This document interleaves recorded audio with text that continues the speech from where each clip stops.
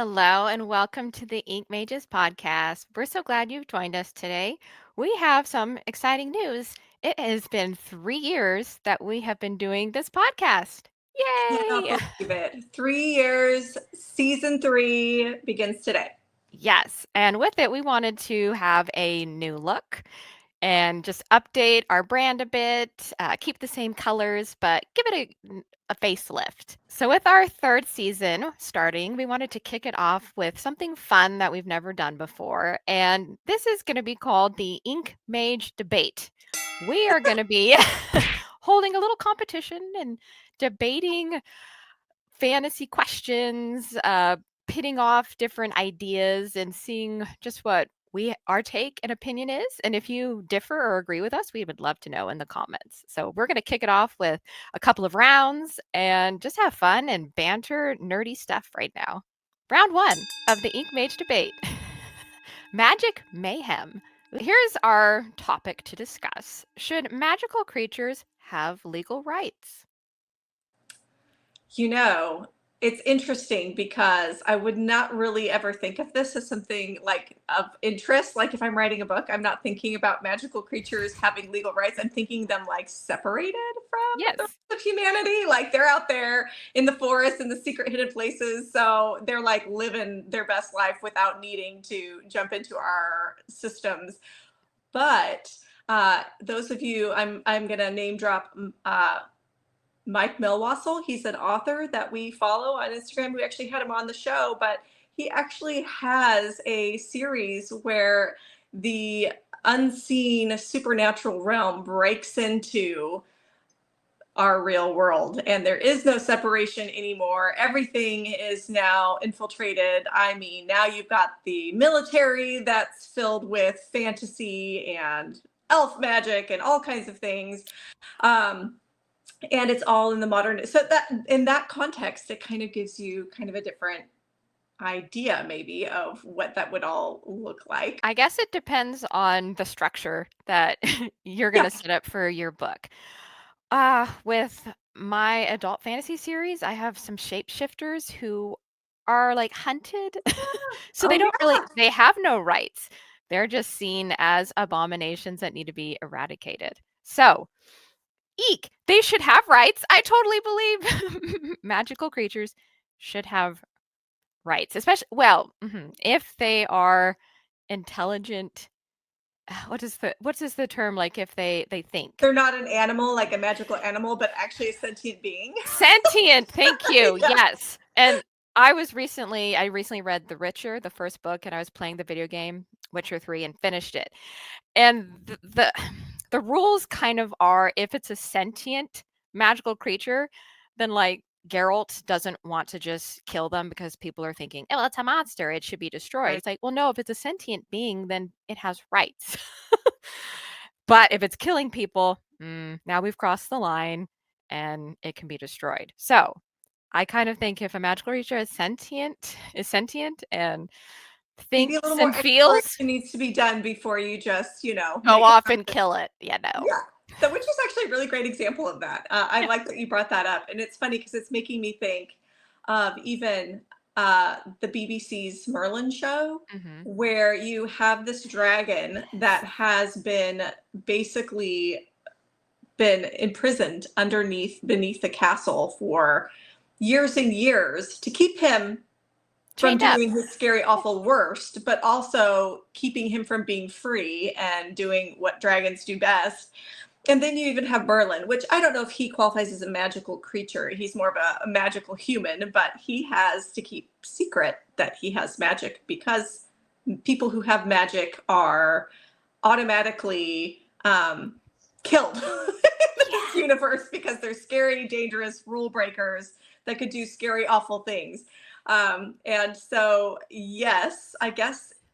But now let's Yeah. look at I'm like, the what X-Men. constitutes oh yeah, I'm like, what constitutes a magical creature? Because the Yeah, X-Men are humans with mutant abilities, but then you have elves. Are elves considered a yeah, magical creature, or are they just like a magical race? I didn't even think about this. Like, is a yeah, centaur a magical race or is it a creature? Because it's yeah. sentient and it has half of like a human I mean, I body. think if it's sentient, then it counts as yeah, it's a sentient Right. being. It counts as a being and not necessarily a creature. Like, I guess a creature to me would be like An animal? a an animal. Yeah, an Hmm. animal with magical powers. But if it's sentient, then but then there's I mean, that's the whole premise of the X-Men is that people are afraid of Yes. these people with these abilities, or even you look at Superman, where you've got this all-powerful being that could choose to be horrible, awful, and evil, Yeah. or totally just be a blessing and a hero. And it is kind of a scary conundrum if you think about it. But if you've got more of like a Harry Potter world where you've got sentient beings mixed with people, but they don't necessarily have all power, Hmm. they just have magical abilities. Yeah. So, I mean, I would say they should have the same Legal legal rights rights. as any other sentient being. And with the legal rights, if you break the law, you are now have to deal with the consequences of breaking the law. So, I mean, it doesn't mean that anything goes just because you have magical powers. Yes.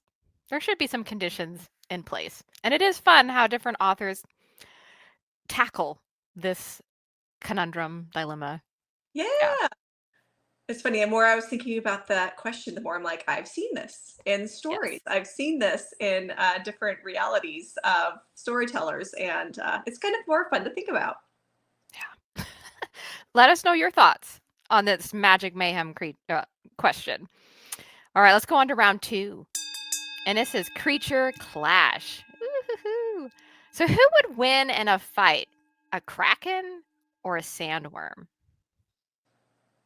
That's kind of a hard question because I one lives in the water and one lives in the sand. So, like, one would automatically be eliminated by the know. elements The of the other other, creature. they both have like tentacles, or they're both like wormy Yeah. in a sense. Ugh. Let's just say that the sandworm can go into the ocean so that we can eliminate that. So he can go in there and they can have a wrestle who would win. I know, because then I'm like sandworm. If I'm thinking like a sandworm from Dune, Yeah. I wouldn't. Yeah, They're really big. I they're feel like huge. They're huge. huge mouthful of teeth. They can open their mouth really wide. And I don't know if even a kraken, they're supposed to be very big. I just don't, I think the only power that a kraken could have over a sandworm would be to choke it out, right? To be able to Hmm. wrap around and choke it out. And my examples of sandworms, yeah, would be Dune or what the movie Tremors. Trying to think Oh where else yeah. I've seen. And they've got these, hides that are super thick. And I just don't think a kraken, especially being a sea creature with soft body, would be able to have any advantage over a sandworm. I mean, let's just say these creatures are real, right? A sandworm, because it lives in the sand, would automatically have a tougher hide. Ah, that's true. You think, right? And I've seen a couple different variations of krakens, but do they like in the Odyssey? Is it have like a mouth like in the middle of its body? It's or is it more like an octopus? I mean, I'm I trying to just think know. of the different variations. I mean, even Lord of the Rings, you've got that big sea creature that comes out right at the Yeah, beginning. the creature in the pool Yeah, outside of Moria. He yeah. had a big mouth. I mean, krakens have a lot of different variations when you look at like pirate movies Yeah, or pirate Pirates of the Caribbean. stories. And the kraken being this deep sea monster. I mean, you assume Greek maybe it's a mythology. giant Yep. squid, but if it is more of like a sea dragon, now we have more of a battle going on. That's true. I Yeah, don't know. Maybe the sandworm, just because the tentacles might not, even though it's got a lot, and if it tries to strangle the sandworm, maybe the hide's too tough. yeah, yeah. I give it to the sandworm. All That would be right, same my here. vote. If you disagree with us, tell us why. Yes, we'd love to hear your thoughts and comments, and maybe even the versions of krakens that you've heard of. I mean, you automatically think of this tentacle beast, but I'm like, I don't know, sea creatures, the kraken. It's one of those kind of mysterious things that nobody really knows what it is, but it's this dark, ominous thing that lives deep in the sea that could sink your ship, Yeah. right? So there are some variables there that would have to be considered. All right, let's go on to round 3. This is called World Builder's Court. Should Let's go. God Yeah. Should gods be active participants in mortal affairs? Yeah, I instantly think of Greek mythology and Right. like Zeus and oh dear, how things get very tricky and convoluted and what gods do you trust and you might be favored by one god like Athena or that might piss off Poseidon. I mean like Yeah. so should they really get involved? It makes for some interesting storytelling and I know you've got like one that you're working on that's got some gods. So I'd be curious to hear your take. Well, I mean, it's an interesting question because it's saying should gods be active participants? Well, in my storytelling, there really isn't an option whether or not they It should is. be They or get just to are. be or yeah, they just are, and they are what they are, and then mortals have to. Most of the time in my storytelling, it's like the mortals are ignorant or unwilling to really understand the gods' role. Like they don't always see it. Like they could choose to see it and have an inkling of their participation. Most of the time, it's almost like I've heard all the different like theories of the myths surrounding, some of the actual mountains that exist. Like if you've ever heard of some of the myths surrounding Mount Shasta in Northern California, how people believe that there are actual gods that live in the mountain, but for the rest of us, we're like, yeah, there's nothing there. You know, and but those who are choosing to believe this, they've got this whole idea of that world and civilization, but gods kind of have this invisible way of interacting with human beings or with our world without us necessarily being aware of it until you've got something like the Lady of the Lake, encountering Arthur and giving him Excalibur, or you have Zeus who decides to pay attention to one of his children and allow them to become this superhero demigod that takes care of the monsters. But then you've got like the indifference of the gods. I don't know. I almost feel like, do mortals have a choice whether or not gods should be active participants? And I guess if you say they should, I think that gods, at least in my view, are not trustworthy. So if it's just up to me, if like should they? No, because gods to me aren't like God, right? They're Yeah. God.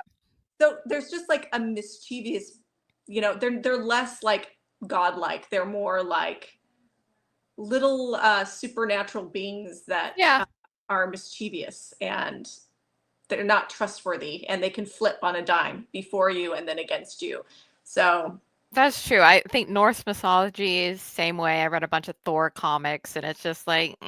And yeah, Loki is always up to trouble, but like you just couldn't trust for sure that they're gonna have yeah. your well-being at I mean, their if you're heart. thinking of Like, gods again, like superheroes, I mean, are those demigods? I mean, I think that's kind of modern day version of what demigods are, or gods. Thor is a god, like you said. yeah.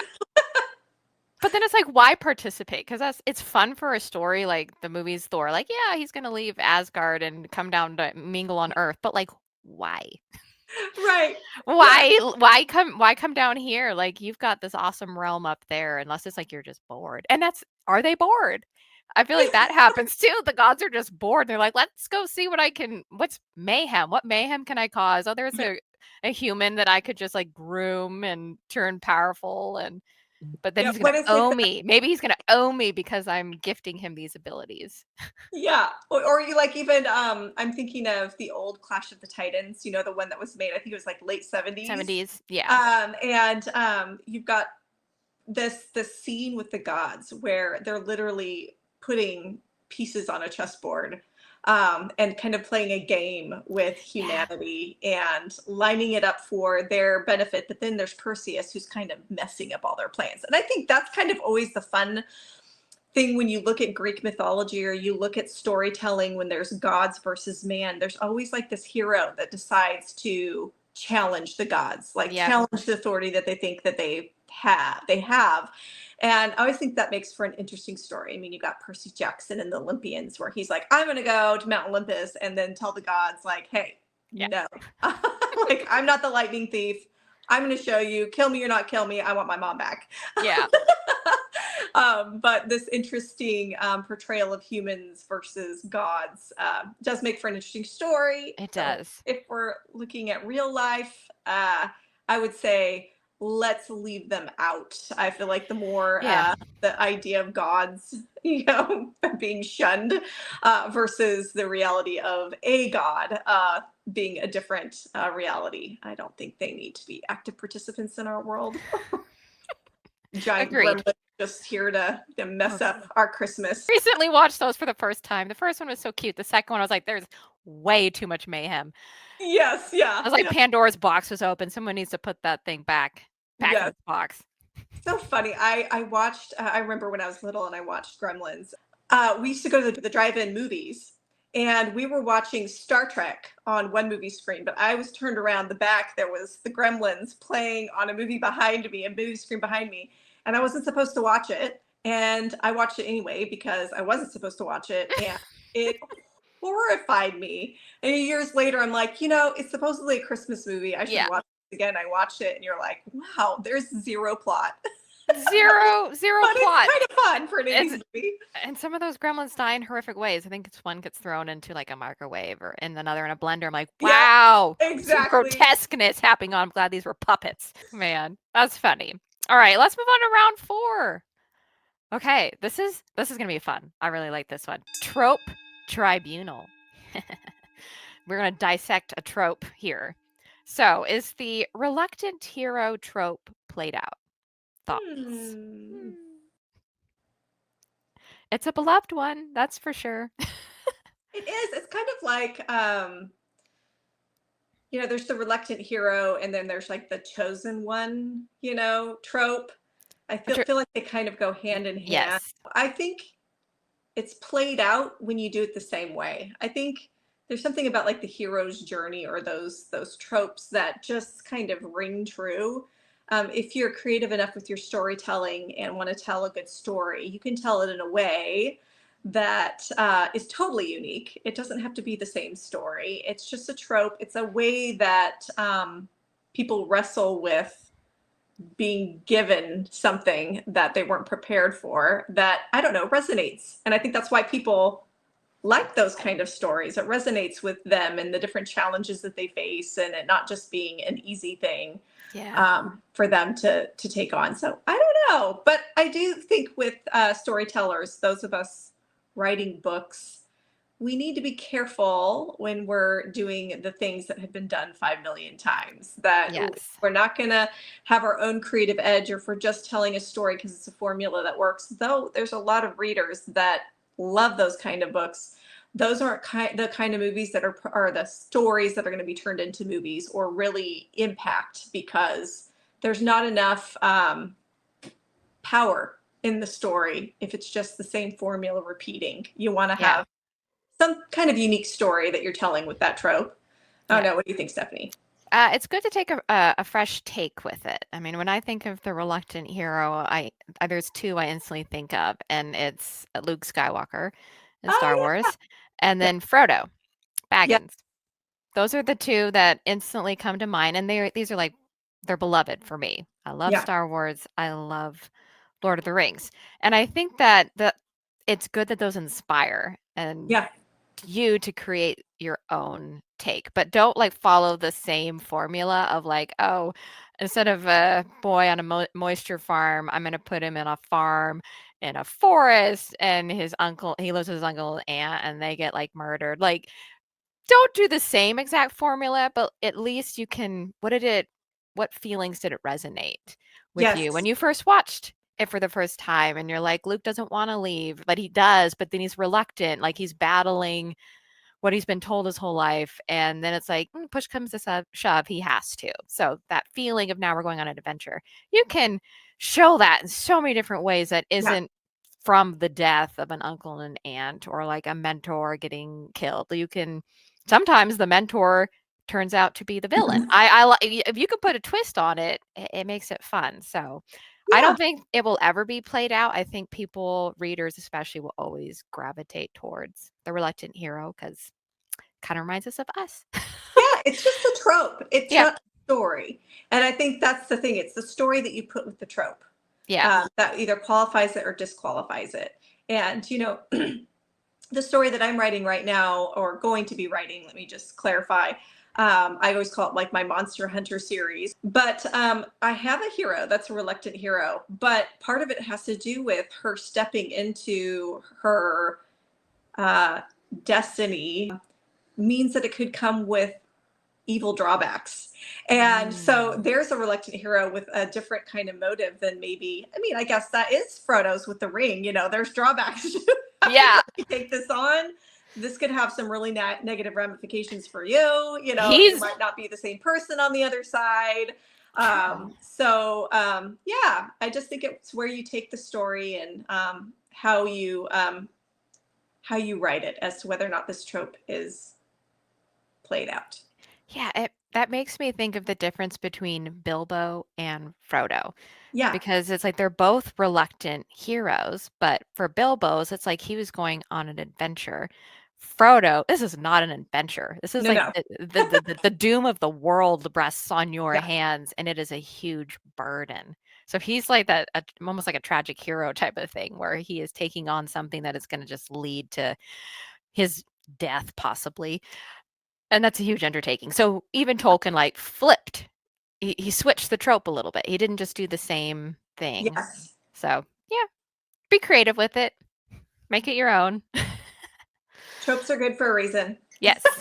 Yes. All right, round 5. This is our sci-fi showdown. Let's go. Woohoo! All right, are utopias ever believable in sci-fi? Yes. Yes. Now, okay, I love dystopian. I do. Yes. And I feel like it always dystopian works best with a sci-fi setting, and they scare me. I love reading it because I can see our world skirting the edge of so many of these utopian Yes. style worlds. So I totally think it's believable, and if you pay attention to the world now, or politics, we won't get into that, but like you can see how easily it is for a society to, ooh, let's just negate this. Oh, emotions are bad. Emotions lead to this. So let's create a drug that like totally gets rid of all emotions, and everybody will just fit into a nice little box, and maybe AI tells them what is their skill set, so they get plugged into that career and they'll never think of living a different life. I mean, I think Right. it's totally it's totally believable. So AI has definitely been giving some intriguing food for thought for our future, for real. yes, I have read and seen a lot of AI type dystopian worlds, and it's scary. And I'm like, Yeah, I you're feel like we're on the verge. We're on the cusp of certain hopefully these things. stories are teaching us a little bit of something. You've got like iRobots, and you've got things like Hunger Games or Divergent, where scientists are coming in and creating societies and experimenting on people, and doing all these kinds of crazy things to control the outcome of society. The lesson learned is you can't control society. It will eventually rise, and Yeah. I think that's the hope for all of us. I think that's why I love um, those kind of stories, is you see people break free from these horrible utopian societies. Yeah. And I'm definitely, I know it's, some people love Hunger Games, some people hate it. I love them. I love the books. They were like so consumable for me. And very believable idea of society, to me, as far as just the way they divided up the different districts, and you've got your hierarchy that's basically like the Romans watching people in an arena, and they have Yep. no effect because they've got the money, they're living happy lives. They have no idea that there's all these districts that are, well, they have an idea, but they're blinding their own eyes to not see the starving communities and the sacrifice of young people and the lives that are just being affected by their extravagant living. So kind of, yeah, very believable to me. Very believable. And it's an interesting concept because a utopia is supposed to be like a place of peace.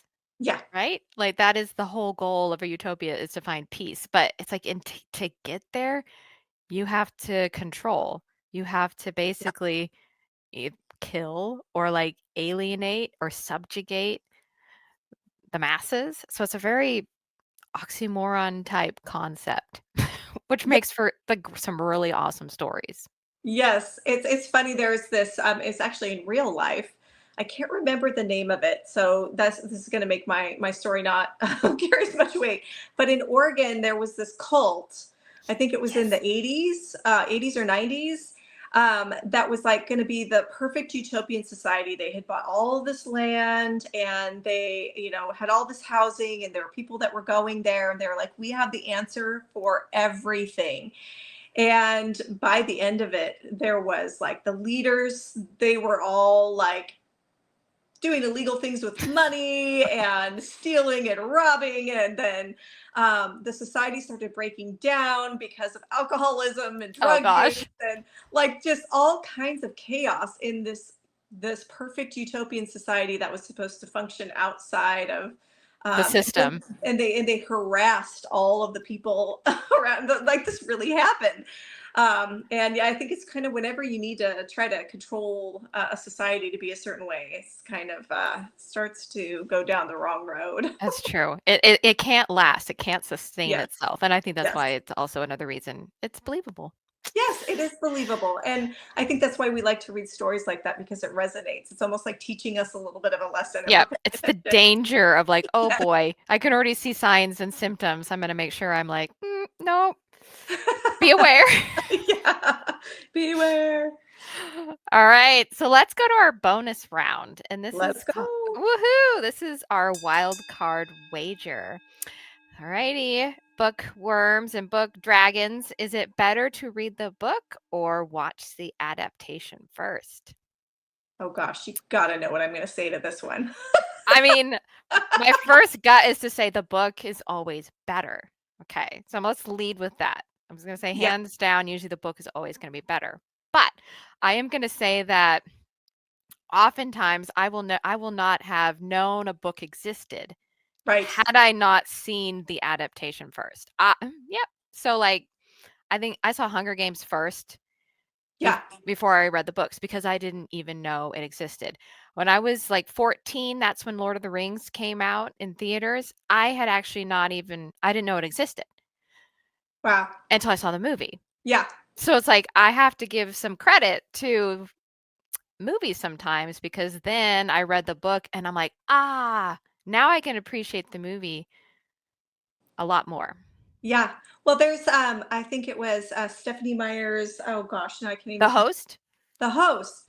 Like again, I would never have known that there was a book had I not seen the movie and went, "Man, this was a terrible movie." And then I found out it was a book, and I knew, cuz especially being an author and a writer, you can tell the people did a terrible job with the movie. They cut out so much character development, so many plot points that were important, and you're like, I can almost see those non-existent plot points, and now I want to read the book. Yes.